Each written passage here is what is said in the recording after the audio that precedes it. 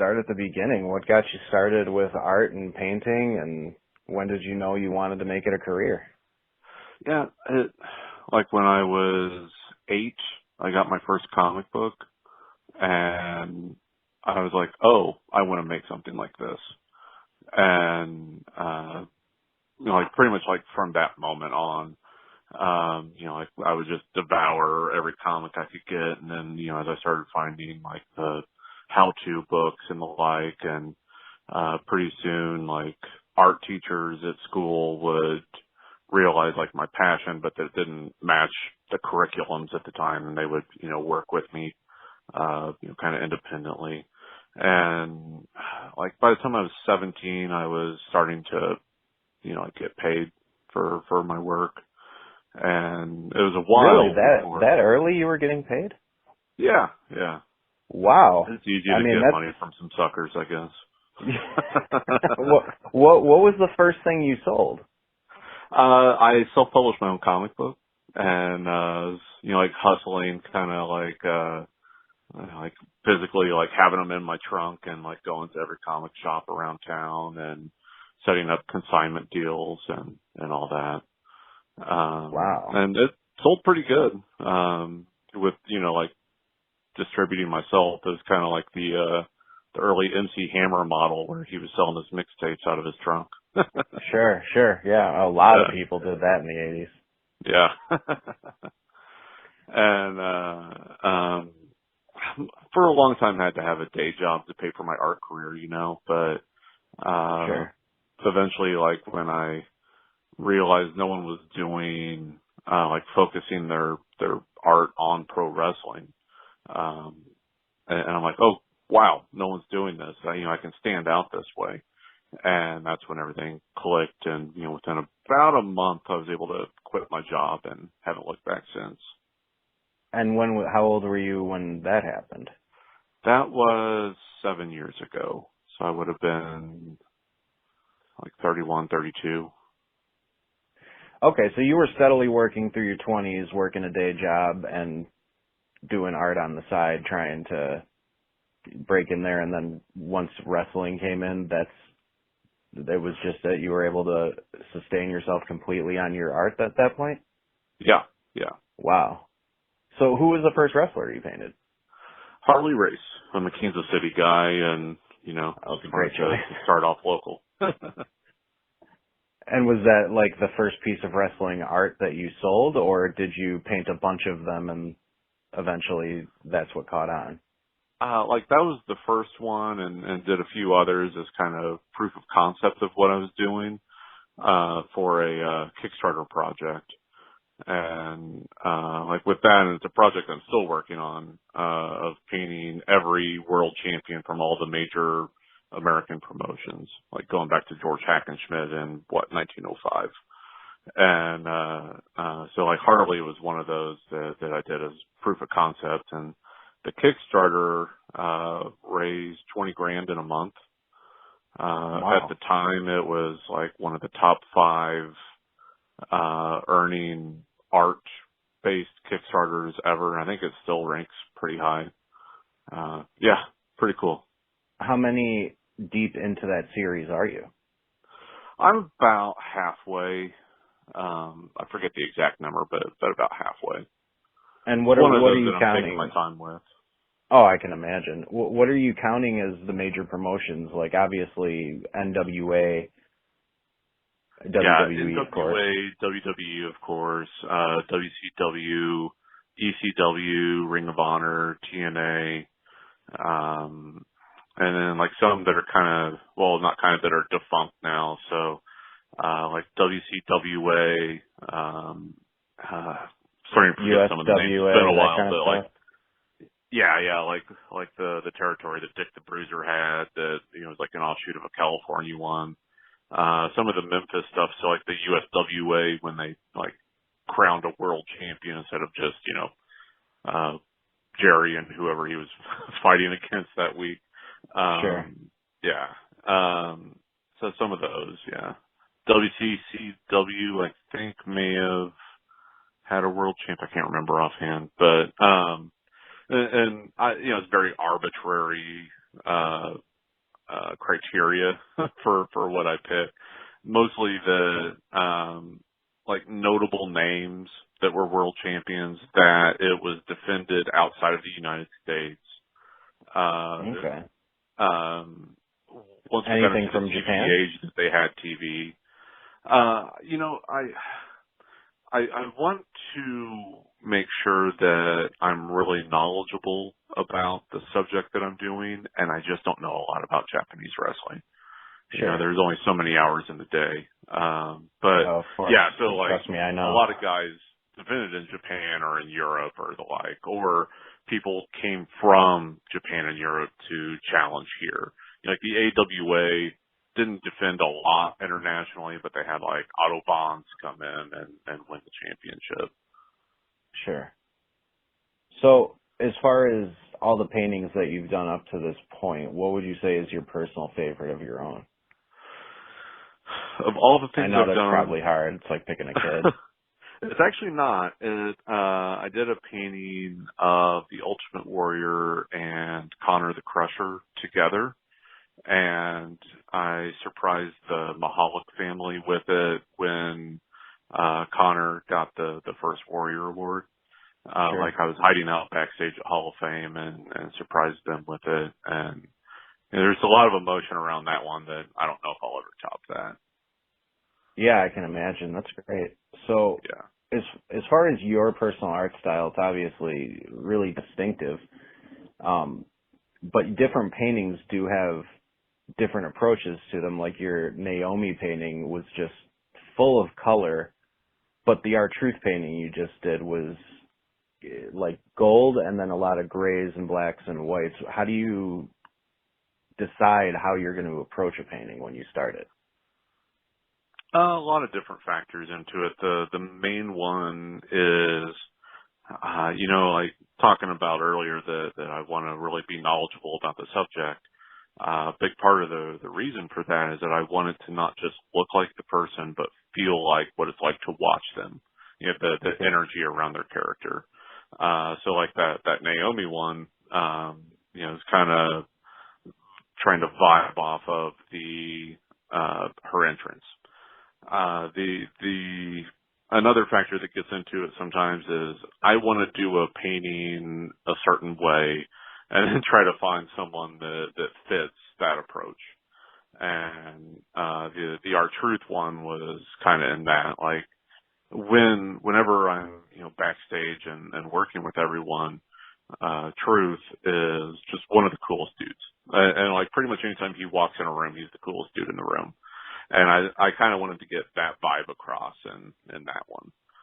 You know, a lot of people. You talked a little like bit about that in that stuff. Canvas to Canvas video. You said that he was just one of the nicest guys that you'd encountered in WWE, and it kind of comes across. I mean, whenever there's videos of him that are candid, he seems like a really nice guy. Yeah, he's a genuine dude, and you know, I gravitate towards that, or you know, try to get those kinds of things across in the paintings too. So do you have any one that you would single out as like personal influences on your art style? Because I've heard you talk about Jack Kirby a little bit in some of the canvas to canvas paintings, or videos, but you obviously incorporate things from a lot of different places. Was there anyone in particular that stood out to you? You know, it's kind of that answer changes daily. I spend a good amount of time each morning looking at other people's art because it's just problem solving. You know, how do you use this combination of colors or this technique or whatever to get this feeling or idea across? And, you know, so I look at how those artists solve those problems and see what I can learn from that to bring back to what I do. There's definitely some that have a heavier hand of influence on me, like David Mack and Bill Sienkiewicz are two that are always kind of top of mind for me. It you know, varies though. Like some days I could you know, be looking at like Ralph Steadman and say like, oh, I want to play around with splattering ink and, you know, really vibrant overly saturated colors or different kinds of things like that. Like whatever is striking my fancy that day, and I look at how other people saw those things so that I can, then build on top of that. So with a lot of your paintings, are you working off of a picture, or is this all just from your own memory of what they look like? Because I never see you referencing pictures in the videos. Yeah. I will have like photographs or video stills, and a lot of times I'll composite a lot of different things together as kind of a mock-up that I can then build from there. I liken it to freeform jazz. Like they have a place that they start with, and they have an idea of where they want to end, but in between they're just playing jazz. And that's kind of my approach. It's like, okay, here's what this person looks like. I need to make sure that, when I paint John Cena, that it looks like John Cena. But then everything that I do past that is on me. Okay, so you're not necessarily always painting a specific pose from a picture or something, but you're using different pictures as just reference for how to paint them. Yes. Yeah. Okay, gotcha. So when it comes to like the paintings that you're doing nowadays, I know you have like the alphabet series going on, but you're also painting other things in between. Are you solely picking those, or does WWE come to you and say, hey, we'd like a painting of Becky Lynch because we'd like to use it for a t-shirt?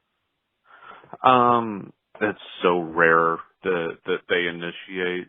Like I could probably count on one hand the number of times. Overall, I have the best arrangement in the art world maybe with a client in that WWE likes what I do and they let me do it. And if there's something that I do that they feel could really click with other things, then we go from there. And, through that arrangement, I've been able to build up similar relationships with like Mattel and Topps and 2K to where I'm able to overall like have that same kind of freedom with all that. It's pretty rad. Yeah, that's awesome. I imagine that's not the kind of freedom that most artists have. No, it's really cool. And also, I own my work, which is, if you know anything about that's like great. commercial art or anything, that's very rare. Yeah.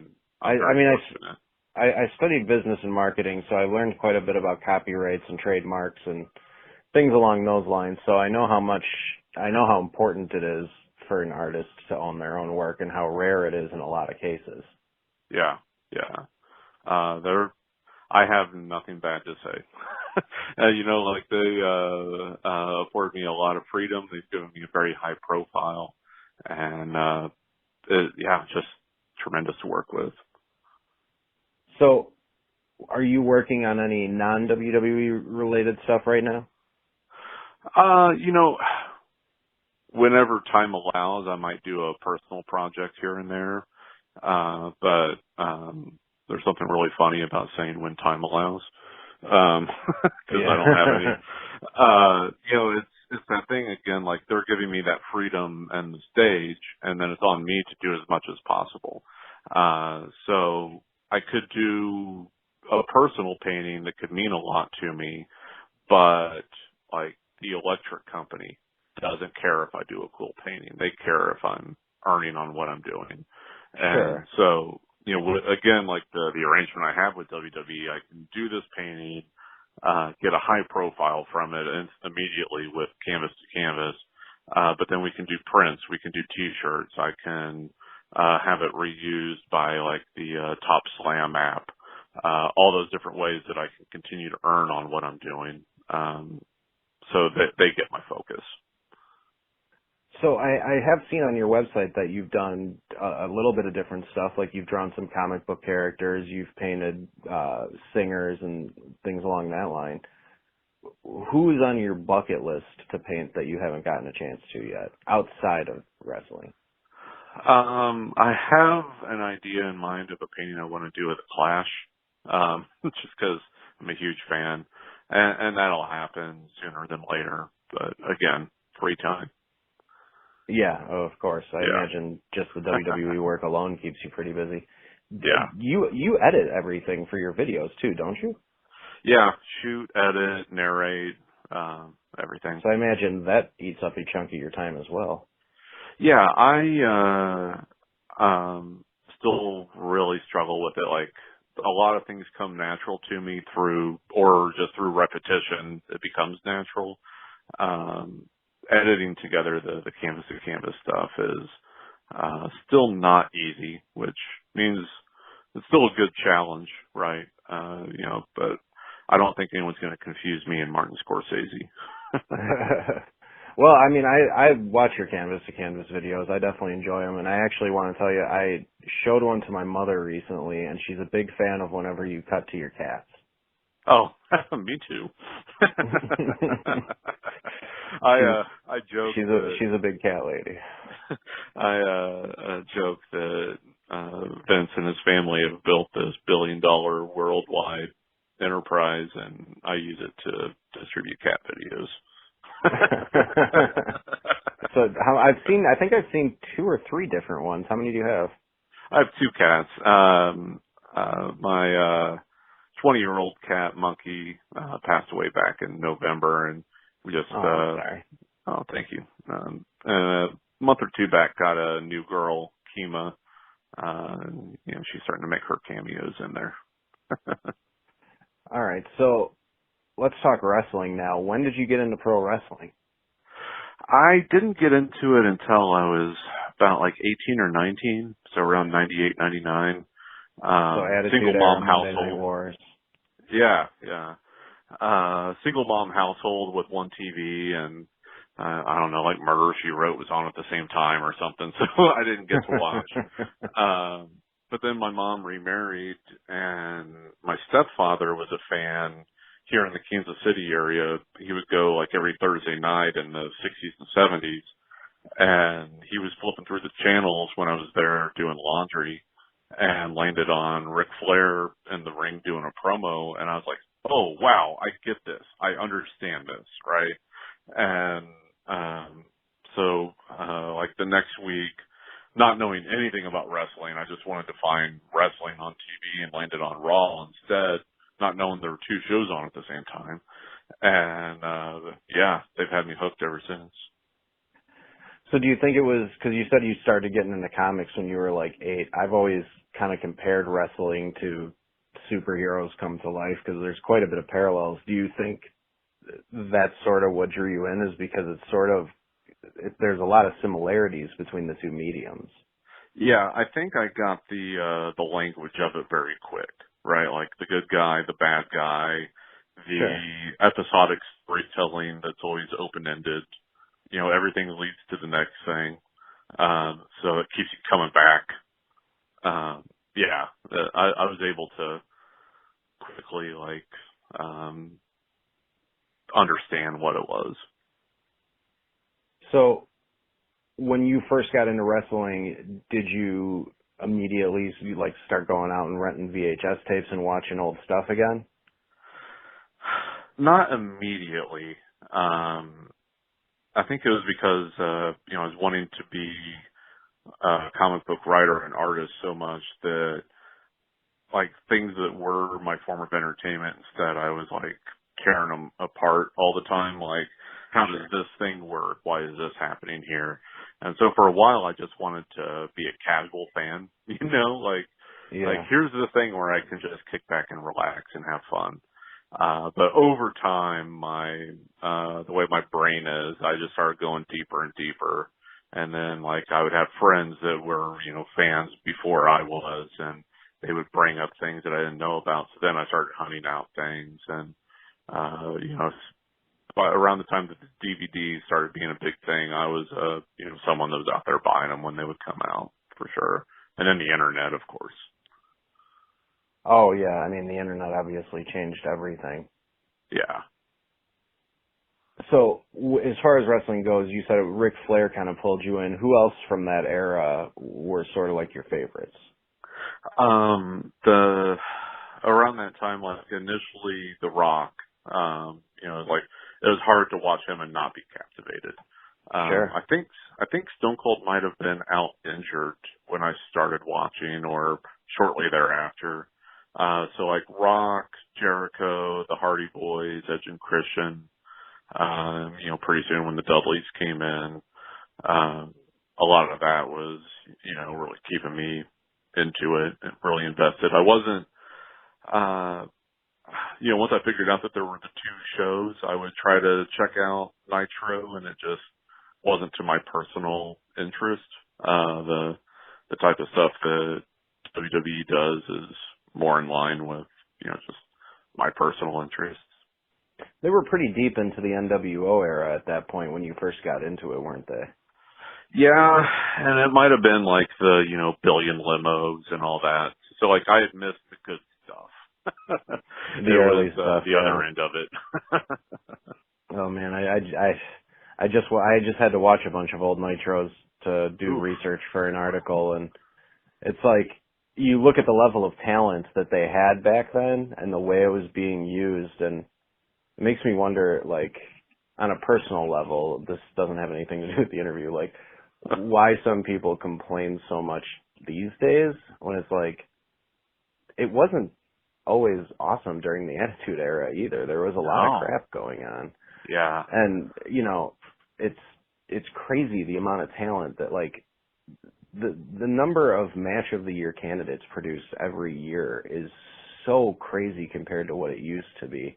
I don't know how anyone can have a complaint. I scratch my head. My wife and I will just, scream at the ceiling sometimes when we see crap on Twitter. Like, are you watching the same thing I am? Like, if I don't like something, I'll vent a little bit about it. But, like, as far as the main product goes, the in-ring competition has never been better. No, it's fantastic. This roster now, I don't know that I would say like they are as amazing as like Crockett Promotions in its prime in like the early 80s, but I think it's in the conversation. Well, and it's also the era and the style too, because back then they worked a very different, almost what I would call more realistic style of wrestling. And nowadays there's a lot of flash and showmanship involved in it. So comparing the two is almost like apples to oranges. Oh, sure. It's different genres is what I say. Like, right. Pro wrestling is an art form, and there's different genres absolutely within is. it. Yeah. That's the thing that a lot of people don't get. Like, I remember when NXT was like really like red hot, and everyone was like, why is this so much better than Raw? I'm like, it's different than Raw, because it's a different genre that they're doing. And, when I would try to explain that to people, they would just get angry. So I would just, just start shrugging and say like, oh, no. Well, I know exactly why, you just don't want me to answer. The standpoint I always took with it was NXT doesn't have enough time to feature everyone every week, so you don't have enough time to get tired of anybody. Like, that's a big part of it too. You might see Velveteen Dream 5 times in the span of 12 weeks. So you're not going to get tired of him the way some people might, seeing Roman Reigns on Raw and SmackDown every week, even though I'm a Roman Reigns apologist. I'm a big fan of the guy. But yeah, like, hey, I see the numbers, and I know the mass audience does not agree with the internet.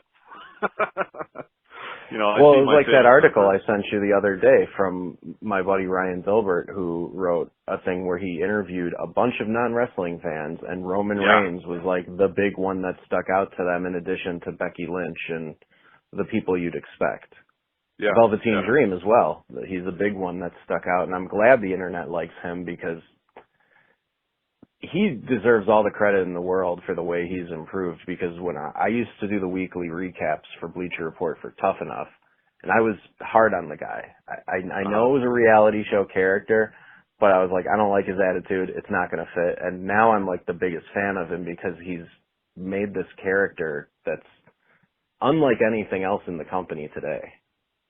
Yeah, I hope he keeps putting the pieces together. There's a lot of potential there. Absolutely, absolutely. And, I always hear people like, why isn't he getting called up? Why isn't he getting called up? It's like, he's doing great work now. Go appreciate it on NXT and the WWE network. He doesn't have to Yeah. get called up for you to see him every week. Right. So, with regards to wrestling, whenever I interview people, there's always like a little rundown of quick questions I like to ask people. So, in terms of WrestleManias, what is your favorite WrestleMania? Shoot. I know. I would probably say 24 because that was the first one I went to. Okay. It was just a lot of fun. There's Was that personal Cena and attachment to that. Orton? I think it might have been a triple threat, like Cena, Orton, and Triple H. Triple H, yeah. And then it had Edge and Undertaker, and obviously Ric Flair's quote retirement match. Sure. Yeah. My wife is really into wrestling. When we first started dating, I had invited her to a Royal Rumble party, and she's like, ugh, wrestling. But she wanted to impress me, so she came and then saw Ric Flair and Undertaker, and she was like, wait a second, I grew up on this with my dad. And it's actually made her relationship with her dad way more close, because now they have this whole other thing they can talk about all the time.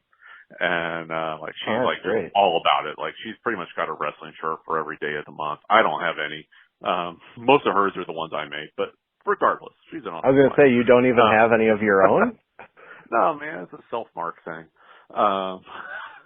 You don't wear your own I'm sure merch. Bob Kane wore a Batman shirt once in a while. I'm sure he did. He was profiting off of other people's work as much as he could. Anyway. That's a story for another interview. There's a lot of books about that. Oh, yeah. I know. But, at 24, there was someone in front of us that was making fun of Ric Flair. And I just caught it out of the corner of my eye. My wife lunged at them. And my buddy and I had to, grab her and hold her back. She's really into it. And then at the gas station afterwards, she had gone in to get a bottle of water, and we're standing there around the car, me and my buddies, and she walks up and she goes, hey, who am I? And then squirts out water like Triple H, and yeah. I told her she should do that at board meetings and stuff, but she hasn't yet. Well, I don't know how far that'll get you in the business world. Yeah. If you're not in a WWE board meeting anyway. Yeah. So, in terms of in-ring talent, not taking promos into account, who would you say is either the best wrestler or your personal favorite wrestler? Just on in-ring talent. See, I look at the whole package.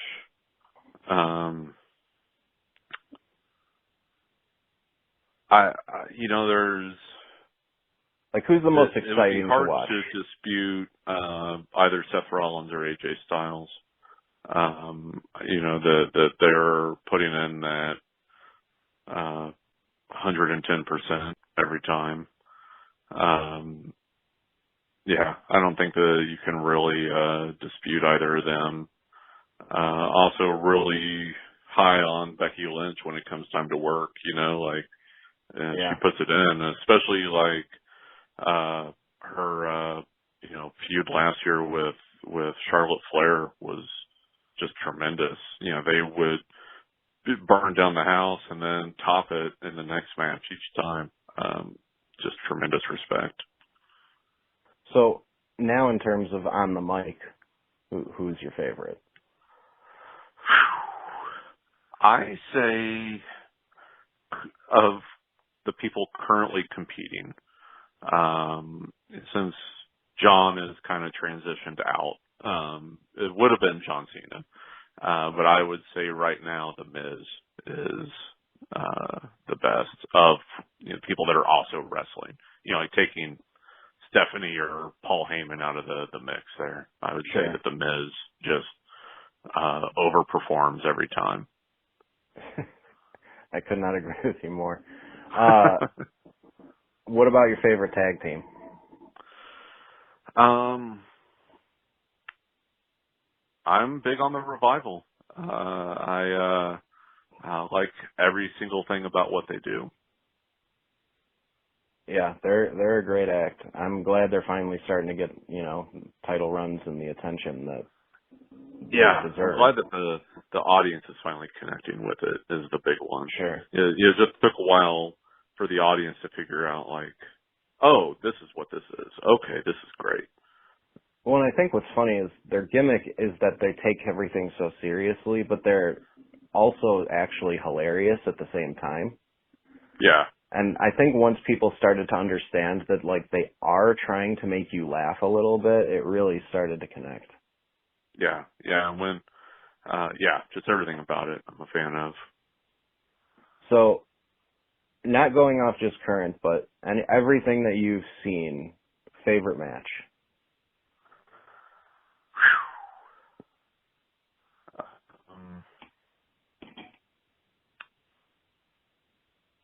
I'm so bad at these kind of questions.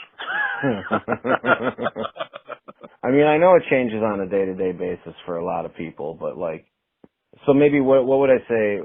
How about the most memorable match? Like, what's the one that you think?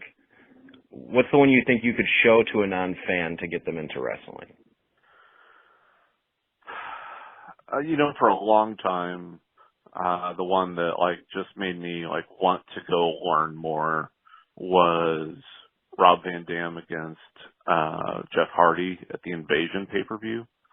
Like my friends and I were just losing our minds over that show. I still think it's one of the best top to bottom shows that WWE's done.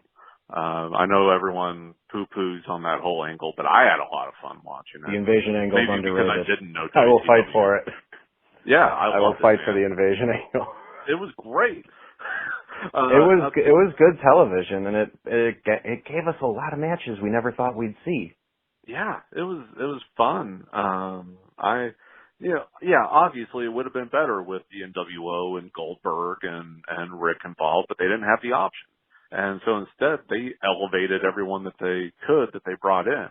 And then, that Invasion match, like at the time, I've never seen anything like it. It's kind of standard now, a lot of the stuff that Rob and Jeff were doing there, but at the time it just blew my mind. So I'm big on that one. I think also the WrestleMania 24 Ric Flair and Shawn Michaels match from a storytelling perspective is pretty much perfect. It's just a beautiful story that they told there. Yeah, that's definitely a match that I think a lot of people still go back to as one of both of their defining matches, not just Rick for being a retirement match. Yeah. Just a beautiful thing.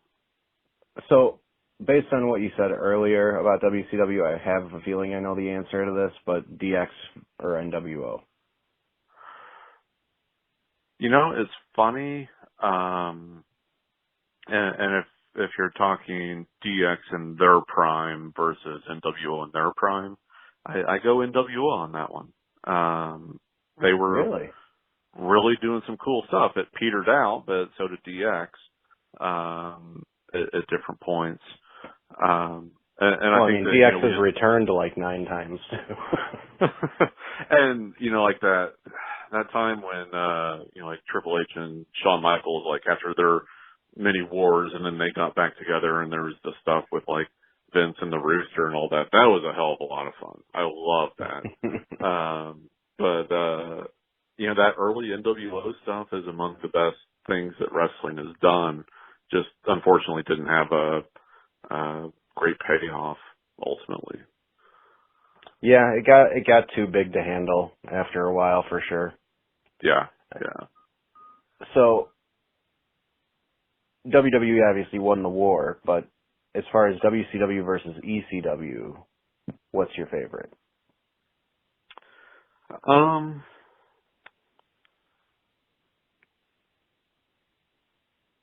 I've probably watched more ECW, and I think there were a lot of things in there that were really innovative or that were just executed really well. Like the thing I keep going to is how they kept Sabu and Taz apart for so long so that when they finally did touch, it was huge.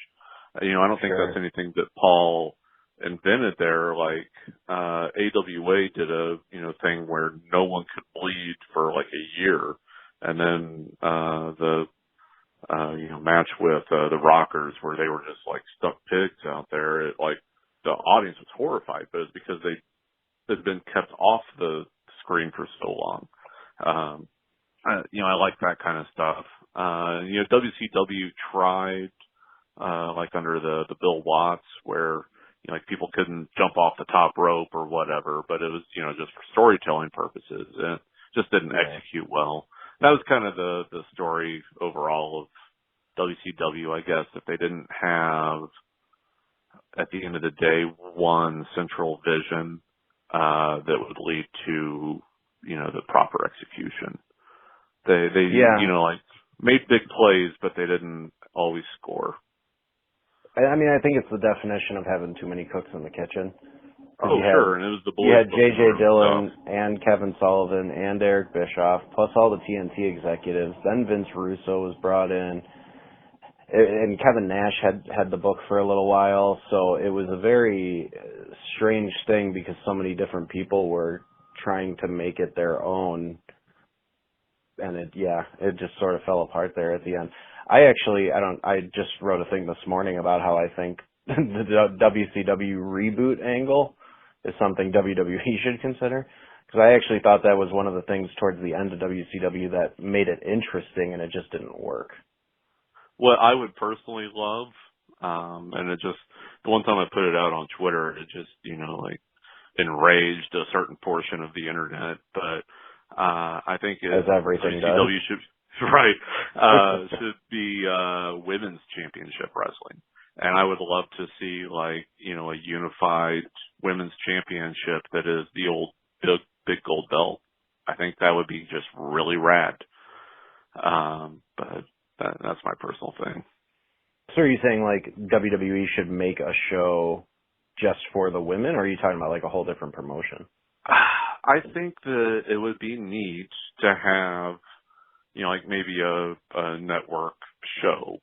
And it wouldn't be to segregate the women into just that show, right? They would still be competing on Raw, SmackDown, NXT or whatever, but that you could have additional stuff, maybe feud start or continue on that separate show. I think that could be something that the audience would really gravitate towards. I mean, there's a big market for women's wrestling, and right now Japan is proving that there's a lot of very popular women's wrestlers in Japan, and then over here with there's Shimmer and all sorts of different great things happening with women's wrestling. So I do think that it is something that there's a market for and could do well. Yeah. I don't. The big thing to me is just don't move everyone over to that. No, still have them be big parts of the shows, which I'm sure the company wouldn't jump to. I think on one of the calls, Vince said that they see the women's segments are highly rated. They're not going to screw that up. Well, I think main event has a good kind of.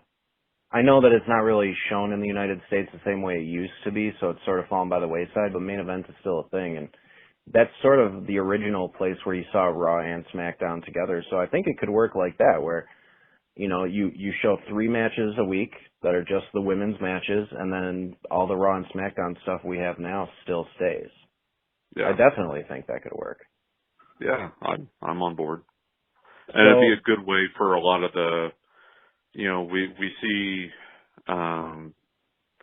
the women's tag division coming in, kind of shone a light on how much more that division can be built up. The women's division as a whole. Having the separate Raw and SmackDown women's championships and then the tag one that goes back and forth, it showed how much more room there is for growth there, which I find really exciting. The things that the ladies that are, doing now is really tremendous, but I'm really excited about what is 5-10 years down the road with, young girls that are seeing that on their TV and saying, I want to do that. I'm going to spend the rest of my life trying to do that. I want to see what comes from that, because I think it's going to be something really special. Oh, absolutely. And I think we're starting to see a little bit of that come in, because so many of the women in NXT are young and did grow up as fans of Trish Stratus and Lita and Jacqueline and, and Terry and all these women who made a big impact at a time when it was still very male dominated. So you hear, you see Bianca Belair, and it's like, there's so much potential there already. And she hasn't even been in the business all that long yet. So, imagine what she'll be able to do in 5 years. Oh, yeah. Really excited. And, now I gotta say, your painting of her was awesome. That one with the braid going in a swirl, that might be one of my favorite paintings that you've ever done, honestly. I thought that was a really unique look. Thank you. And me, I'm in the mix now, who's, been out there, hitting the pavement for so long, and, what she can bring into the mix. Yeah, there's a lot to be excited about. Yeah. I was really excited when I heard that they signed Casey Catanzaro, because I was actually, I'm a big Ninja Warrior watcher. So I was aware of her from the first time she ever made it up that warped wall. And to see what she's been able to do in such a short time is incredible.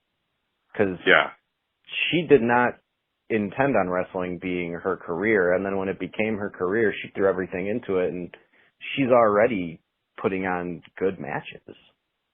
Yeah, I'm really excited to see, what she's doing 5 years from now. Right. I think there's a lot to be really excited about. I think she's going to get compared to AJ Lee a lot unfairly because of their height. There's some of that, but I think she's going to be making her own name pretty quick, too. Yeah, well, the high-flying stuff that she does sets her apart. Oh, yeah, it's Rey Mysterio level. Yeah, absolutely. So, as far as storylines go, just a complete story from beginning to end, no matter how long it was, what would you say is your favorite professional wrestling storyline of all time? That's a good question. Let's see.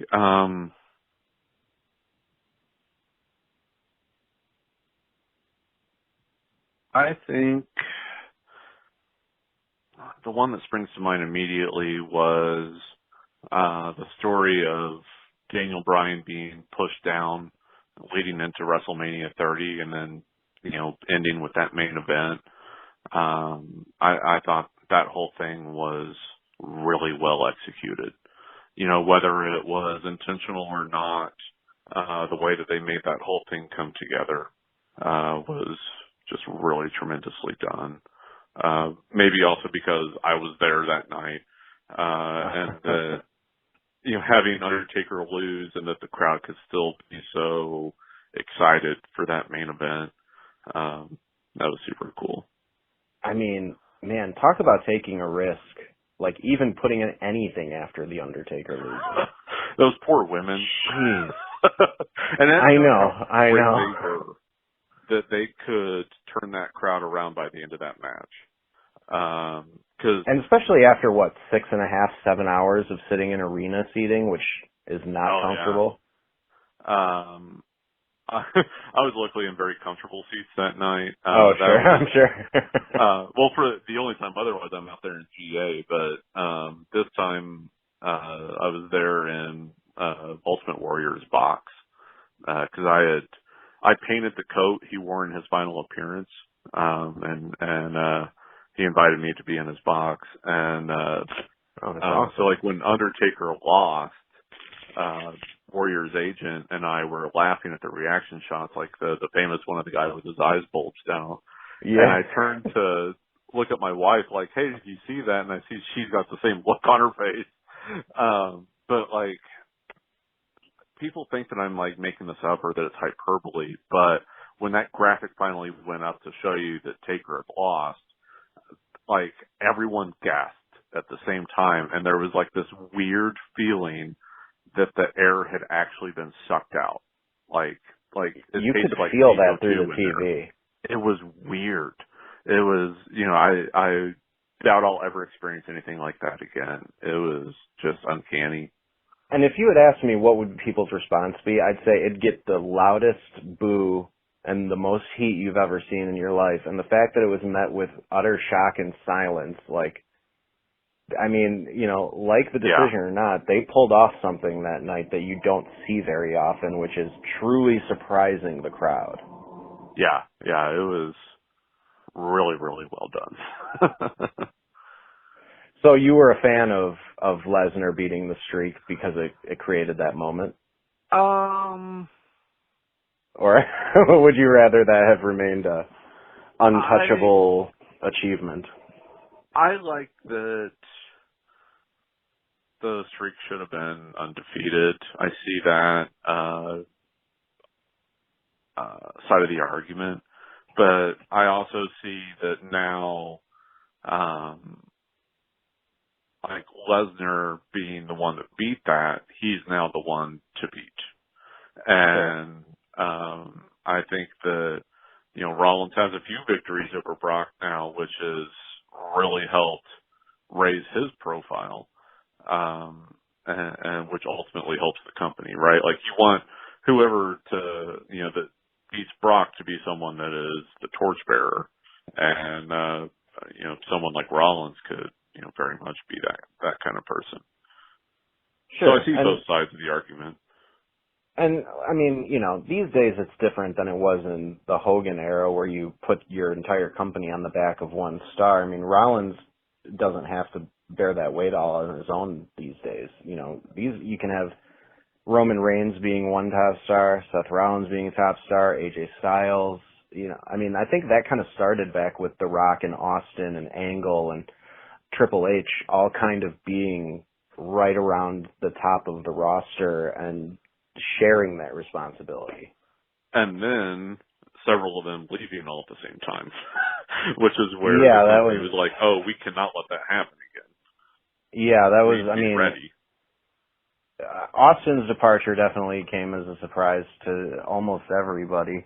I mean, The Rock, it kind of was obvious he was going, but that was a tough transition for them, and I think they got lucky that Cena was able to kind of step up and really, I think people forget how popular he was when he first started.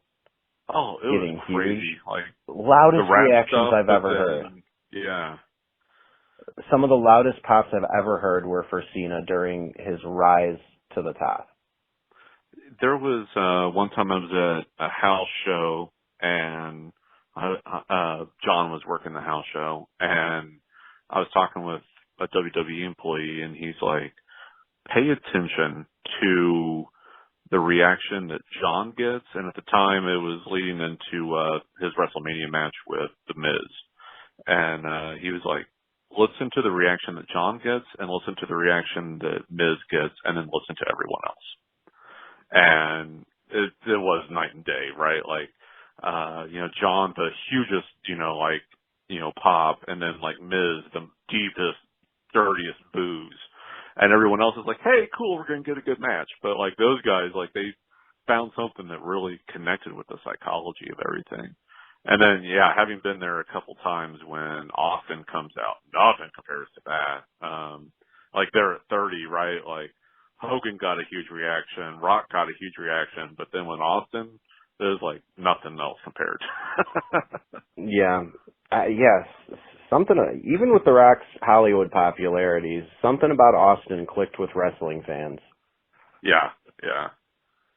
I mean, and what's funny is to think that for so long in WCW, he was a mid-card guy or a tag team guy with Pillman. And it's that thing, and I think he would even say it, is that, sometimes it's the opportunities you're given, but other times maybe you're just not ready. Like I'm a better artist now than in 2001 when I was pitching to Marvel and getting turned down. They were right to turn me down. People say like, oh, they missed out. Like, no, they didn't. They were right. And sometimes you gotta put the work in and put a lot of different pieces together. So like, like knowing everything we know about Austin now, you look back and you're like, man, they missed out. Maybe they didn't, you know? Obviously they didn't have, you know, sometimes you need the right people in charge too. Well, You know, just it was make really everything come together. ECW. ECW is where he started clicking as a big time heel. Yeah. I mean, some of those promos he gave in ECW were just like the Stone Cold stuff and just as good. Right. Yeah, it takes a while. Sometimes you need a different venue, you know, like he had there, and then bringing all that into WWF and getting past the ringmaster thing, and you know, all of a sudden it all clicked with King of the Ring, right? Yeah, his promo against Jake Roberts there was, I mean, that was the turning point. That's when Austin 316 was born. You know, not a lot of superstars have a moment you can go to where you're like, that's the moment they became a top star. He does. Right, and Becky now does. You know, with Becky does too. With the nose break, where everyone's like, oh, okay, yeah. And then she's just standing defiantly with all that blood on her face with her arms stretched out. Like, that was a powerful image. And yeah, because like, it was real, right? Like, everyone knew total accident. that wasn't supposed to happen. And, everything just really, you know, congealed around that. Yeah, I mean, even the SummerSlam moment, a lot of people thought, like, oh, that's the career-defining moment when she punched Charlotte in the face. But no, it was when Nia Jax hit her with that punch. And yeah. All right, so... Yeah. Oh, sorry, go ahead. No, I didn't really have anything. All right. So, obviously, you post a lot of stuff about, like, comic books that you're reading and graphic novels and stuff. So I wanted to go through like just a quick list of standard nerd kind of stuff with you here. Sure. I know everybody usually compares Star Wars and Star Trek, but I always like to do the 4 big star series. So like between Star Wars, Star Trek, Battlestar Galactica, and Stargate, what's your top? Babylon 5. Really? Oh, easily. Really? It's like a touchstone for my personality. Wow. It's my very favorite show, period. Not just like sci-fi. All right. Wow. You surprised me with that one. All right.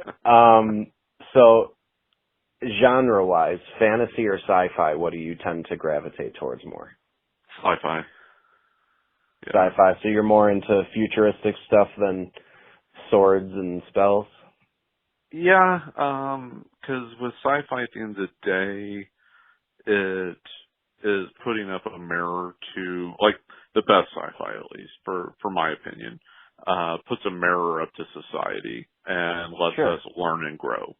You know, like so much of the original Star Trek were just kind of doing what Twilight Zone was doing, which was morality plays, right? Like, here's situations and we're presenting it in this otherworldly way that you can then look back at our own world and say, like, maybe, you know, now I have a different perspective on this.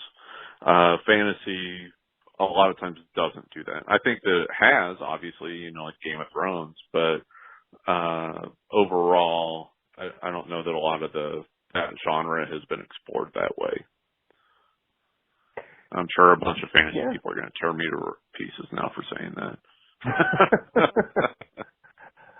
So, all right. So, as far as fantasy goes, what would you say is your favorite between like the Lord of the Rings stuff, the Harry Potter stuff, and the Game of Thrones stuff?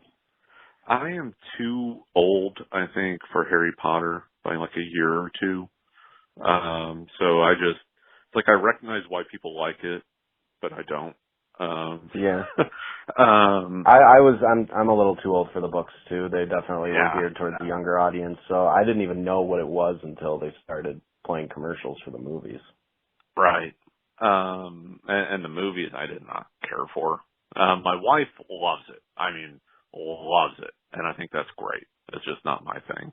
She would say the same thing about me in Babylon 5, I'm sure.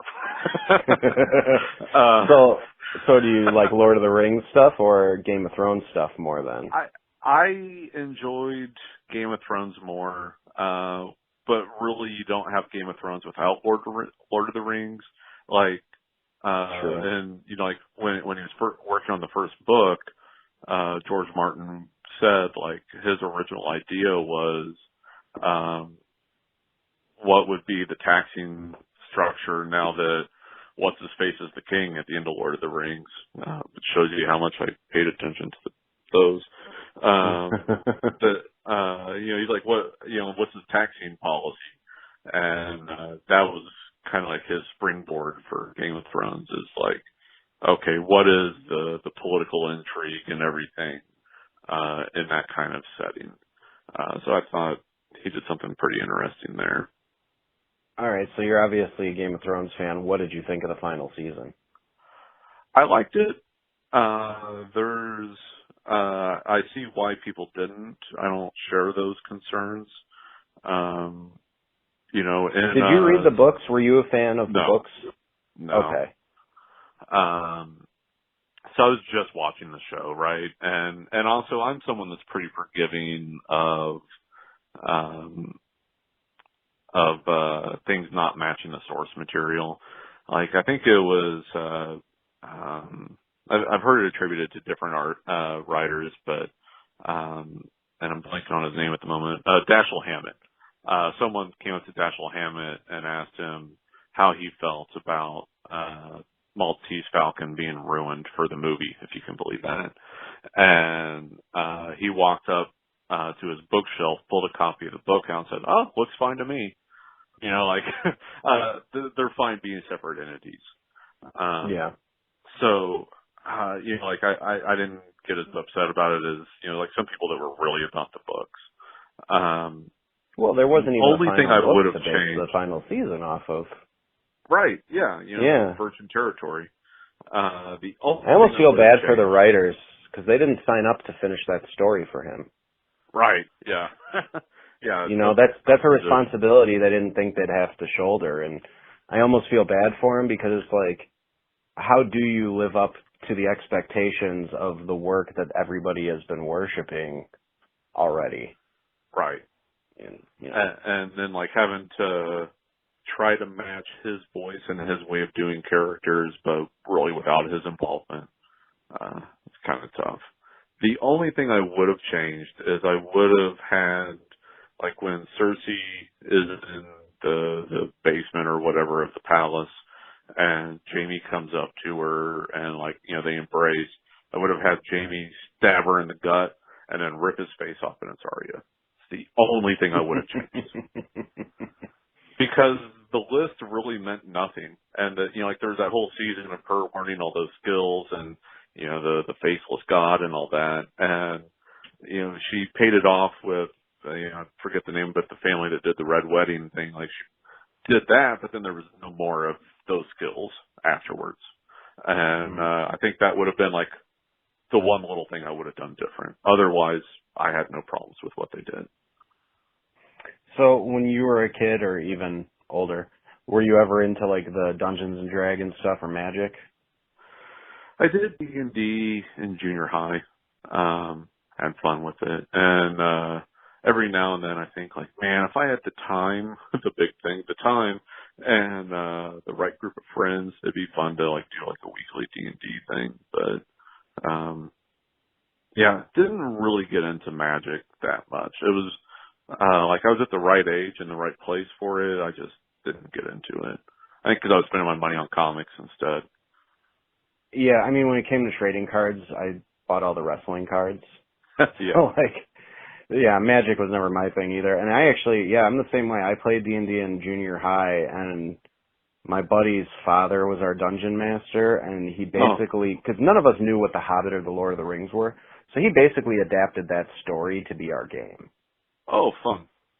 Yeah, so that was a lot of fun. And then, once I was like, oh, this doesn't go over so well with girls, I got away from it a little bit. But I if I knew anybody these days that was into it in my area, I'd love to do it. But none of the people that I hang out with these days or consider friends were ever into it. Right. And funnily So, enough, a lot of the people that do D&D now are girls. If only we'd stuck with it, right? oh, I know. It's like, oh, I don't know how. I mean, how old are you? I'm 39. Okay, so I'm 37. We're right around the same age. How did the nerd culture thing like miss us? Where it was like now it's cool. Right. And when I was in high school, it's like, do I wear the Superman shirt because everybody will probably think I'm a nerd, or do I just wear the Nike t-shirt? You know, like nowadays it's so much easier to express your love for that stuff and have everybody else be like, yeah, I like that too. Yeah. There was that shift. Pretty much the first Iron Man movie. Yeah. Yeah. Yeah, I think the MCU is and I mean Star Wars obviously sort of helped bridge that gap a little bit, but I think that was still male dominated for a long time. Right. And New ones. yeah, I mean, God, the MCU is responsible for a lot. Yeah. Well, I'm going to speaking be of that, interested to see how the interest in those keeps up now that in-game has come out. Like, how many people are going to say, like, oh, it's done now? Like, how many are going to want to continue past? I think that'll well, be interesting to see how it plays out. did you see all the announcements for like the Phase 4 and Phase 5 plans that they sort of have mapped out? Yeah, I think there's some cool stuff in there. I'm not as excited by the TV shows because I overall did not enjoy the Netflix Marvel shows. So I'm sure it'll be different people involved, but overall I'm like, well, I'll wait and see what other people say first before I dedicate the Yeah. time to it. Well, it's my understanding that like they're no longer considering the Marvel Netflix stuff canon because of Mahershala Ali having been a villain on Luke Cage and now he's Blade. Right. Maybe So, his cousin or something. right. Yeah, Cottonmouth's cousin got bitten by a vampire when he was a baby. Right. But like all the reports I'm reading are saying that these are Kevin Feige projects, which means he's going to pump the same kind of budgets that the movies are getting into these 6 and 8 episode little mini series. Yeah, because they want that Disney streaming platform to be like a huge success. And I mean, I'm personally very happy that Hawkeye is going to get his own story. I'm one of the few Hawkeye fans. Well, if they're going to match what Matt Fraction and David Aja did, then I'm on board. That was a strong series. Well, I think it's supposed to be centered on him training Kate Bishop, right? Right. Yeah. Yeah, so I think that'll be interesting, but I just feel like Jeremy Renner's one of those guys that sort of got the short end of the stick in the Marvel universe, because even though it took this long for Black Widow to get her own movie, she still stood out because she was like almost the sole badass woman of the group, and frankly, like one of the smartest as far as a tactician is concerned. Yeah. So like, I'm glad to see Hawkeye start to get that stuff, and then maybe that's just because I did archery as a kid, so I have a soft spot for that. Like I'm also like, I hate some of the stuff that they've done, but I'm a big fan of Arrow too, and like a lot of those shows. I had to tap out. I'm a season behind on all of those CW shows, and I probably won't continue with all of them, but I am really interested in this Crisis crossover they're doing because of Brandon Routh is going to suit up as Superman again alongside that'll be fun. Tyler Hoechlin, I think is how you say his name. Like I made the joke that when you watch those shows, take a shot every time someone says this city or my city, or they go into a speech about what it means to be a hero. It's like, this is too much, guys. This is too much. Frankly, like they in overextended Umbrella themselves Academy. with 23 episode seasons. Oh, yeah, but I think that you could still miss some of that repetition. Like every episode doesn't need it multiple times. But I will say that first season of Arrow, like that, I think that made comic book TV possible again.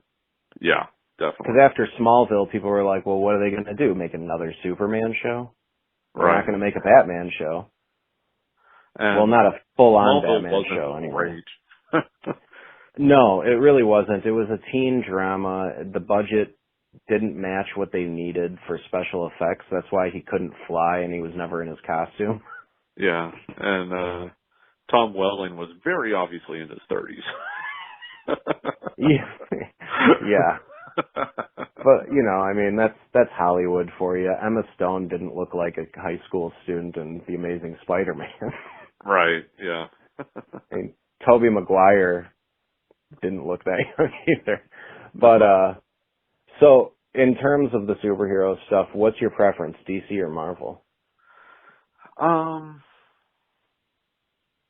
Overall, like, on the comic book side, I'm Yeah. more of a DC guy, and mainly because of the experimentation and the freedom they gave to their creators from, like, the 80s through about the early 2000s.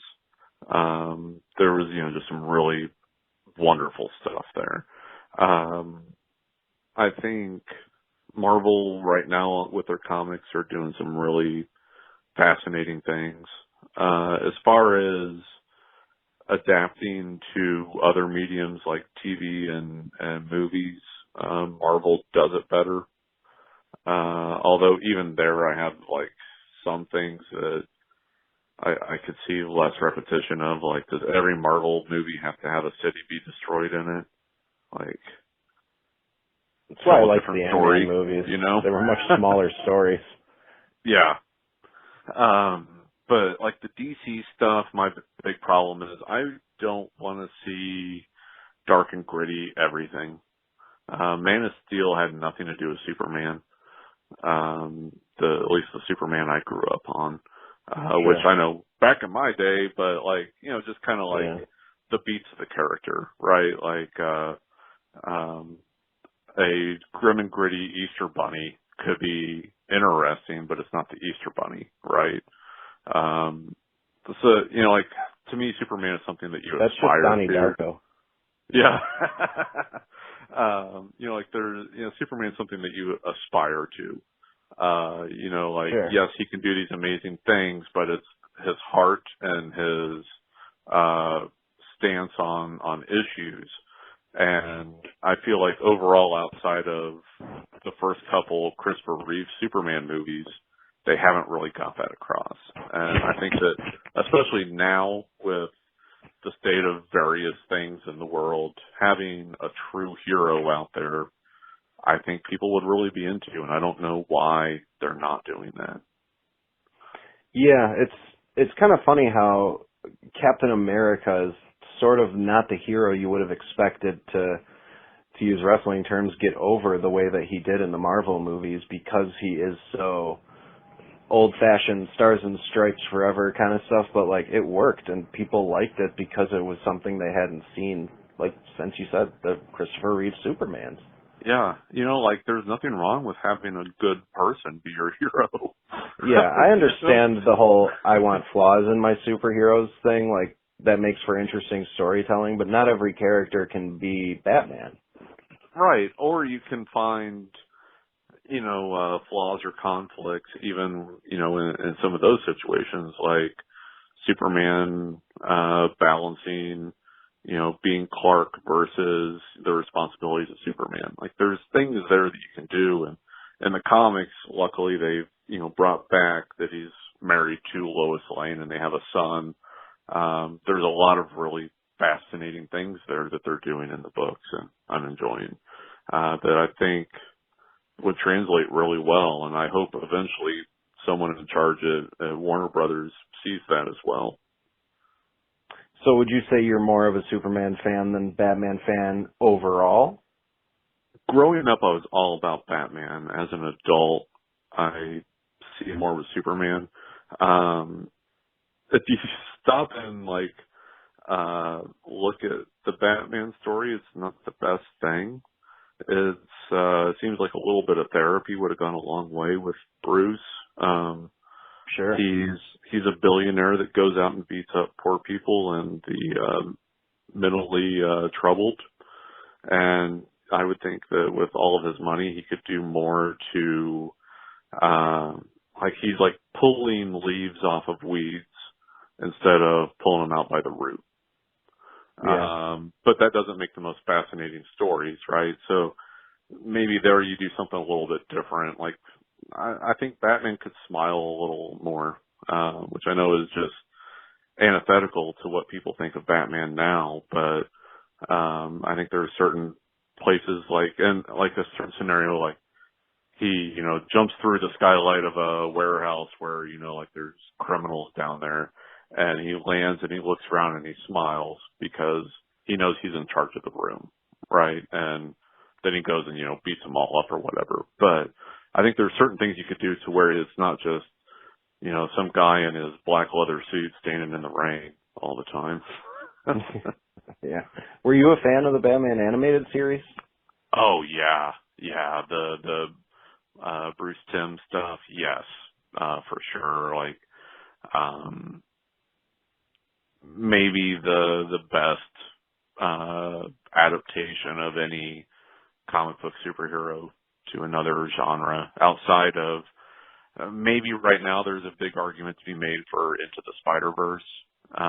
But that Batman animated, especially like the movie, Mask of the Phantasm, just perfect, just utterly perfect.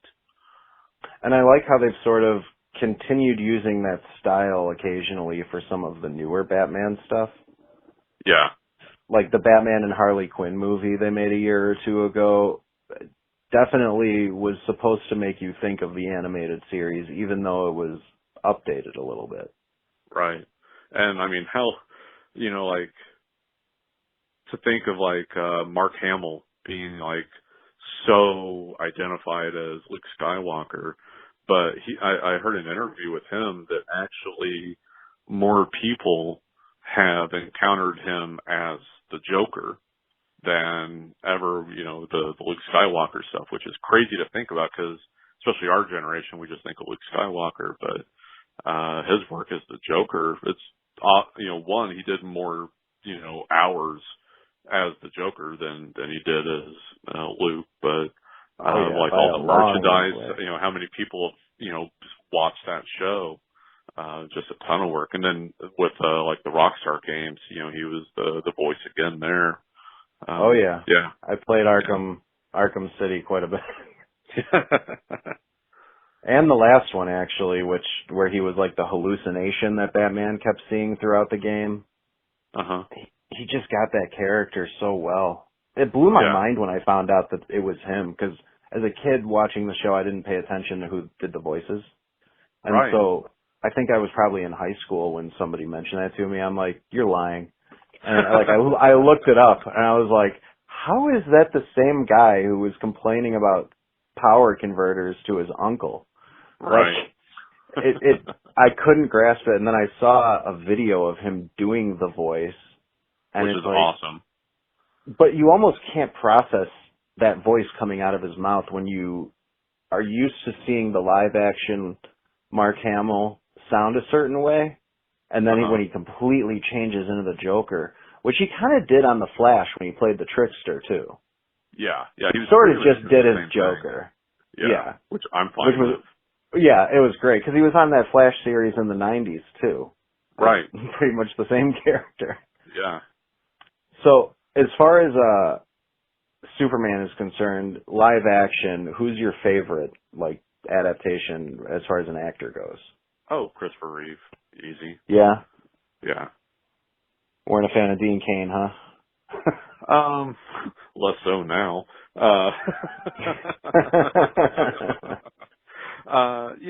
He did a good job, and I didn't even like think about it until like the last year or so. He was actually the first Asian American Superman. Most people never thought of that, but that was pretty rad. Christopher Reeve, it's Superman. It's like if I close my eyes, I either think of like a Kurt Swan drawn Superman or Christopher Reeve. And I mean, he really did look like a lot of the drawings of Superman, the whole square jaw. They got the hair just right. Yeah, yeah, everything about it. And, you know, like for a long, and still like they don't want to, for like the movies and shows, make the costumes look like how they do in the comics. But there they just straight up did it and it was perfect and it looks better than anything they've tried to do since, really. Yeah, the Henry Cavill Superman suit with what would you call it, like a carbon fiber look to it almost? Yeah, yeah. It's It's a little. I don't know. Not my thing. I kind of get why they felt they sort of needed to do that almost, but Henry Cavill got so big, you literally could have just put him in the spandex and it would have looked fine. Yeah, yeah. And, you know, like the roots of that costume go back to, like the carnival days and the strongmen. So Mhm. again, you know, like going back to, you know, the roots of both comics and, pro wrestling goes back to the old carnies. But, like, you know, the guys that would be like, you know, lifting up the huge dumbbells or whatever, they would wear those same outfits. And Yeah. that's why, Siegel and Schuster put them in that. And I think that that's something that you could, you know, bring in and celebrate a little more instead of make fun of like, oh, that, you know, looks goofy. Well, of course it does. It's a guy that flies around under his own power and shoots lasers out of his eyes. It's already goofy. Lean into it. Have Well, fun, for right. fuck's sake. I mean, he was an alien who was raised on a farm. Like, come Yeah. on. Yeah. You know, That's wacky enough as it is.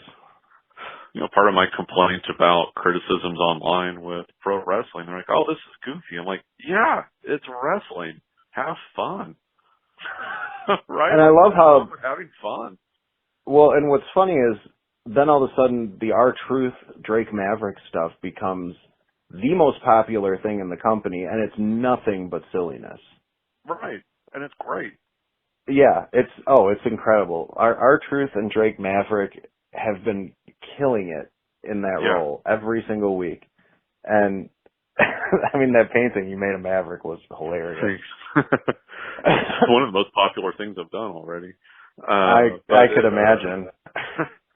You know, like at first when they announced that thing, everyone's like, you know, poo-pooing all over it. And I just saw the potential and you know, as soon as like Truth won by the end of that first Raw, I was like, oh, we're going to have something really awesome here. Cause like I know how hard Ron works, you know, on all of his other projects. So Sure. he could like bring it all together here. You know, like he's making music videos where he's putting the dang cowboy hat on the belt itself. Yeah, just, I loved it. And then, you know, Maverick, was sitting with him at catering once and, you know, like just like seeing how much he thinks about every little thing he does. And then, you know, like he started doing the thing where he's handing out the flyers or whatever and saw him shortly after that. And he's like, yeah, whatever I can do to get attention, I'm going to go for it. He's like, I don't care how ridiculous I look. Like, you know, I can make something out of this if, you know, I can get in there, and he's proving that. I love it. Well, and what's great is like nobody's talking about that time he peed his pants on television. All anyone's talking about is how funny he is right now. And And if he did that again right now, it would fit in perfect. right. But like even I at first when that happened, I was like, oh, he shouldn't have to do that. Like that's, I hope nobody made him do that because it's a little demeaning. But like then I started to grow to appreciate him as a comedic character, and it's just, I mean, Well, yeah, like seeing him knowing him, get I'm so sure much attention, yeah, I'm sure they'd great. come to him like, hey, what do you think about this? He's like, yeah, man, whatever. I'll do it. I'll make it great.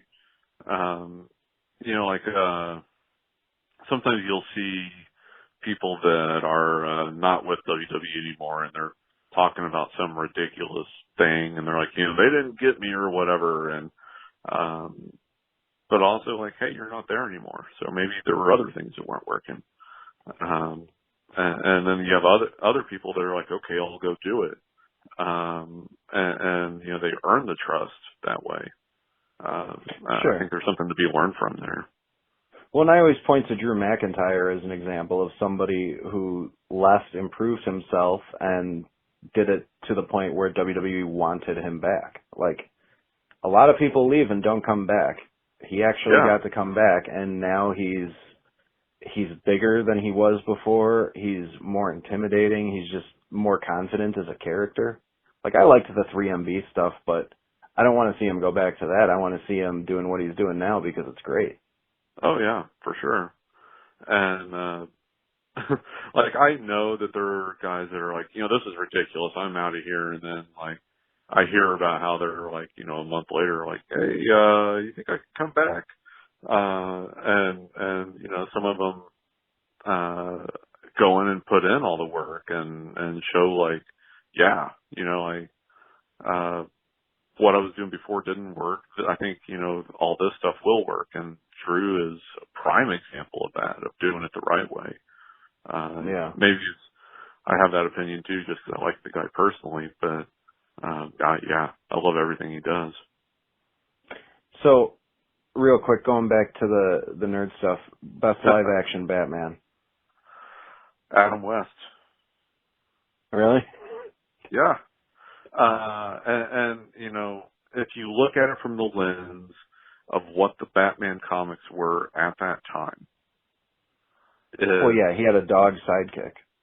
Yeah, the Dick Springs stuff, it was dead on to that, but with the tongue-in-cheek thing. Yeah, I mean, like, a lot of those episodes are rough, but like the movie is just tremendous. I love it. After him, I would probably say Michael Keaton. Yeah. There's something really sinister about when a comedian does a serious role. Like, like, stop and think about it in that first movie, which doesn't necessarily hold up great, but it's still a beautiful thing. But Michael Keaton, a comedian, is in this grim and gritty role.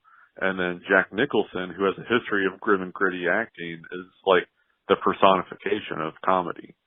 I think that casting was just really brilliant.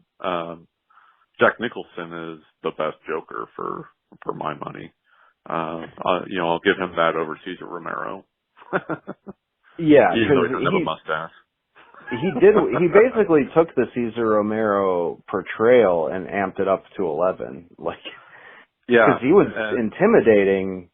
Cesar Romero was never intimidating. Because no. I watched the Adam West one when I was a kid growing up too, and Cesar Romero was like the fun-loving Joker, the guy who you never really thought he was gonna actually kill anybody. And then with Nicholson's, it's like, yeah, he's probably gonna kill that guy right now. Yeah, it's one of those things where, like, if you're in a subway car and the Cesar Romero one walks in, you're like, well, something goofy's going to happen. But if the Jack Nicholson walks in, you're like, well, we're not surviving this thing. So, based on what you've seen, are you looking forward to the Joaquin Phoenix one?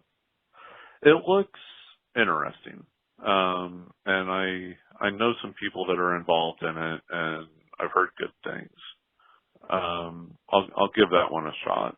I didn't see any of the like Batman v Superman or whatever, and what wasn't to my taste. But I think this could be something that, as a character piece that's not reliant on a bunch of CG and everything. It looks like more akin to Taxi Driver than Justice League, right? Sure. So I'm interested in that. Well, it'll be interesting to see a story of Joker without Batman. I mean, that's kind of what I'm curious about. Like, how is he gonna carry the story? And if he's the bad guy, how is the movie gonna end? Like, is there a good guy we're supposed to be rooting for anywhere? Like, I'm very curious to see how all this is handled. Well, yeah, true. That's actually, I gotta give the Netflix series credit for that. They did touch on how much damage the Avengers caused during the Battle of New York. Yeah, especially in that first season of Daredevil. Yeah, like he's out renting an office and they're talking about how the rents are super cheap because of all the construction going on. And like, that's one thing I actually wish the movies would go more into, but I understand they're Marvel movies. They're popcorn movies. Yeah. They don't want you to think too deeply necessarily. Yeah. But yeah, anyway. Best Bond. Are you even a Bond fan? George Lazenby. I'm not giving Wow. you any answers you expect, am I? I think, mean, like, if you, not on that one, no. I've read the books, and I think that he most closely matched the Ian Fleming James Bond. Okay. Which was he in, 1 or 2? Only one. Which one was he in? On Her Majesty's Secret Service. Okay. Not a remember that great one. movie, but it's not a bad one either. But I thought his portrayal, he really nailed it. All right. Well, I mean, Timothy Dalton would have been less surprising, honestly. I think that if he'd had a little more room to show what he was doing with maybe a stronger script, people would see it. Like if he were the one in the role for Casino Royale, I think his performance would have wowed people just as much as Daniel Craig's did. I mean, I got to be honest. I don't like Craig as Bond. I liked the first one. I haven't liked any of the ones after. It's not that I don't like Daniel Craig, because I actually really like him. Yeah. He doesn't feel like the suave character that Bond is supposed to be. Like, I think going from Pierce, Bond. right? Yeah, but Yeah. like going from Pierce Brosnan to him was a really big jump, especially when you look at those newer ones are so action heavy. Uh-huh. I mean, what was it? It might have been Casino Royale, where like it literally opens up with a 5-minute parkour scene. Yeah, yeah. So I mean, they almost feel disconnected. Like it took them so long to get to Q and Moneypenny and all these things that I associated with Bond as a kid. Like Moonraker, I think is my favorite Bond, and that's the kind of thing that I think of, like a crazy villain with an even crazier plan. And just like all the typical Bond characters doing what they do best, you know, Q with the gadgets and all that. But I don't know. I think they were trying to get back to the books and the portrayal of the character in there. And the character in the books is a bastard. And Yeah. I think Craig did that really well. You know, he's not a good dude. You know, he's not a suave spy. He's a secret agent, which is an assassin. And, you know, he does the things, he has those things missing in his brain that allows him to do those things that the normal person doesn't. So I thought Craig did a good job with that. I just haven't cared for the stories, that much. And I'm intrigued by this new one with the new, you know, female 007 coming in. With Craig in like more the mentor space, kind of Rocky V-ish almost. I think that could be interesting. And that's the actress who was in Captain Marvel, right? Yes. Yeah. Yeah, that's going to be interesting. And I'm actually almost surprised that I didn't hear the normal, like, you're ruining my favorite franchise backlash when that was announced. Like, I'm sure there was a little bit of it. A black woman becoming 007, I mean, it's coming. But at least they're not trying to be like, you know, oh, she's just a female who happens to be named James. Like, they're having the torch be passed. Yeah, so she's like not a she's not going to be right, exactly. So she's not going to be Bond. She's going to be her own character with her own stories, and I think maybe people will accept that more, because then that leaves them free to go back and make more Bond movies with a guy if they really want to. Yeah. So, all right, last of these little nerd questions here. Sure. Vampires or zombies? Vampires. Yeah? I'm burnt out on zombies. Yeah. But like,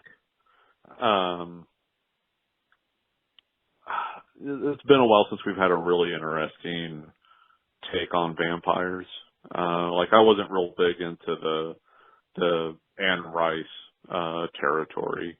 At the time I really liked the Blade movies. Last year I started rewatching the first Blade movie. Does not hold up. but at the time it blew my mind. I like that. I like the classic, Dracula, Nosferatu stuff. Certain zombie things I think are interesting, especially like, the original Romero stuff where it's, again, kind of that mirror to society, especially the first movie. But one I of the think there's a weirdest lot endings.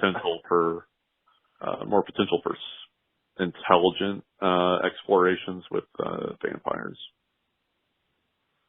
So were you a fan of any of like the True Blood stuff? I never saw it. I didn't have HBO at the time. I do now. I can, jump on HBO now and watch it. I heard it didn't end great, so I didn't, It's one of those, it's kind of like Dexter for me, where it's like 3 amazing seasons and then a long downward spiral. Yeah. I mean, that's just my own personal take on Dexter personally. I heard the ending is one of the worst ever. Did you watch Dexter? No, I don't have any intention to. I will say that that's one of those, like, it does the little hold a mirror up to society thing you were talking about for the first few years. And then they started deviating from the books, because the books are very good, and they go into the psychology of the character so much where you actually understand how he could be who he is. But yeah, you're definitely right that it had one of the worst endings of all time. Outside of Star Trek Enterprise. I didn't mind. Finale is so bad. Enterprise. Sorry, I was thinking of Next Generation. Next Generation's finale is one of the best ever. Yeah, the Enterprise, I couldn't get into it. Like, I watched 5 episodes on Netflix like last year. I was like, this is the only Star Trek show I haven't really seen. I want to get into it and just find out if Bakula was as bad as everybody says. And like, I thought he did good.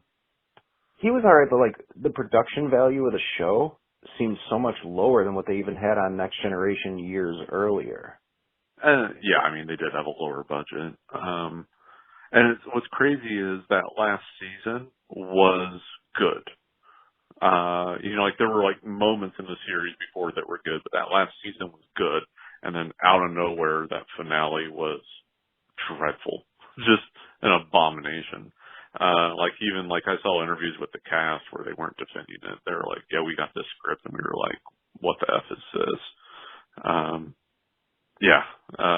They did some cool things in that final season. Like they explained why, the Klingons in the original series look different than in the movies and Next Generation, all that. Like they actually got into that and they bridged it in a really smart way. But yeah, that finale, oof. It's rough. What's your take on like the current Star Trek stuff? I haven't seen it. The trailer for Picard. The movies? Good. Oh, the movies? I like the first and the third one. Yeah, you're not a fan of the Cumberbatch one? No, because they never said who Khan was in the whole damn movie. Like, it's one of those, like, you're eating a really good dessert, for dinner, but then when you're done, you're not satisfied, right? Yeah. That was how that movie was. Like all the action sets and everything were wonderful, but there was just really little story there. And like, yeah, they would have a hard time, saying why, like they had just never really addressed it in the first movie, why, a guy named Khan is, supposed to be from India, is not played by an Indian actor. And now all of a sudden they have Cumberbatch playing him. And then like having to get into the eugenics war and all that stuff. Or if they were going to do a totally different story, then do that, but they just decided to not do anything other than, here's this guy that can do crazy stuff. Yeah, I think they went into like, he has some members of his race in the missiles. Yeah. And that's who he wanted to save, but like not a lot of information about like who they were, where they came from. Yeah. Why? But, yeah. Yeah. So are you interested in this Tarantino possible adaptation that they keep talking about, or do you think his style and Star Trek just don't mesh. I've always been interested to see what Tarantino could do with sci-fi. I enjoy his work, but it would be interesting to see someone with a singular creative voice like that doing something like Star Trek, which normally doesn't have that kind of singular voice to it. But just as someone who creates things, I would be interested to see how that plays out. I mean, he's gone on record saying it would be a hard R and it would basically be Pulp Fiction in space. I don't love that. I'm just worried that it. Thing of why Man of Steel didn't work. Star Trek is supposed to be inspirational. Well, I was just gonna say, like, that's kind of the Zack Snyder thing. It's like, I don't think, like, I believe Zack Snyder loves those characters. I don't think he gets them. Yeah. Like, I think I'm one of the few people that I know who actually really enjoyed the adaptation of Watchmen that he did. And maybe that's because it was so many. What's that? He did not get the point of Watchmen whatsoever. I know that. Okay. Okay. Is the hyper-violence, I don't have a problem with that, but I had a problem with it in usage in Watchmen, because Watchmen, all the violence in the book wasn't shown on panel. It was left to the reader's imagination. It was the Hitchcock thing where there's nothing he could show on screen that would be worse than what the audience could imagine. Sure. And so he would do the things off screen, right? And so, like, when Rorschach is in the prison and there's, like, the blood coming out under the door in the book, like, that is like, whoa, like, that is powerful. But in the movie, like, the scene before you saw Rorschach cutting a guy's arm off on screen. So then, like, doing something that's, it's more psychological means nothing. Now, beyond that, the structure of the damn movie, he failed because Ozymandias was shown for 5 minutes, and then he's revealed as, being behind it at the end. But they didn't give him any of the backstory stuff that they gave to every other character. And that backstory stuff is what made it so meaningful when it's revealed, that he's behind it all. He just decided to not do a story in the 3-hour damn movie. Well, I think the thing that I liked about Watchmen is it looked like a graphic novel come to life. Like, I think his art style for that movie worked really well. But when he tried when he tried to take that, and maybe that's because I saw the movie before I read the book. Maybe that's because that's how I appreciate it. And I understood that he didn't get those characters, but, like, to hear him say in an interview, like, oh yeah, Batman kills people all the time. That's who Batman is. Like, he didn't get the character. Yeah. And I think that's why those, the Man of Steel thing, he didn't get Superman, and that's why that movie sort of failed to be a Superman movie, and the Batman versus Superman movie failed to be either of their movie. Yeah. So, I mean, are you happy with the newer stuff like Shazam and Aquaman? Haven't seen them. I've heard good things about Shazam. I'm a massive Shazam fan. Probably about the only person my age that is. But Jerry Ordway did a series, Power of Shazam in the 90s, that I say is one of the best things DC's ever published. And I heard it kind of matched the tone of that. So I'm interested. I just haven't had the time yet. I will say that it's not as big as, like you were talking earlier, how you don't want the world to be at stake in every movie, and that's kind of what this one avoids. Good. So I would say that you'd enjoy that aspect of it, and people who compared it to Big with superpowers, like, that's pretty accurate. Zachary Levi. That's fine. Yeah, Zachary Levi does a good job portraying somebody who's clearly much younger than the body that we're seeing. But I would probably recommend Aquaman more, personally. I actually really enjoyed Aquaman. I'm also just kind of a sucker for when a character can... Well, I'm sort of a sucker for when a character knows exactly what he is and doesn't try to be more than that. So like, Jason Momoa is just a bro, and Aquaman's just a bro in this movie, and they somehow found a way to make that character fun after all the years of being mocked as the guy who talks to fish. Yeah. Like, it did way more for him than Justice League did, I'll put it that way.